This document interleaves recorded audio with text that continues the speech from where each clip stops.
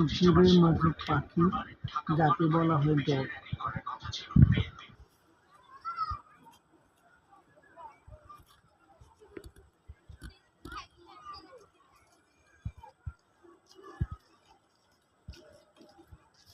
পুকুরের মধ্যে এই যে দেখুন দুইটা পাখি, আমাদের আঞ্চলিক ভাষায় ডগ বলা হয়।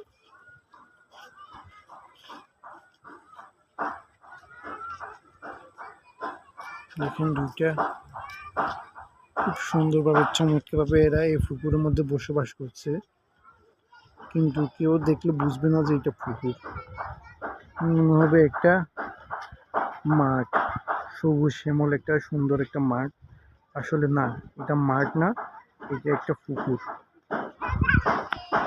এই পাখিরা এরা এখানে জীবন ধারণ করতেছে। কি সুন্দর একটা ওদের জীবন ধারণ, চমৎকার।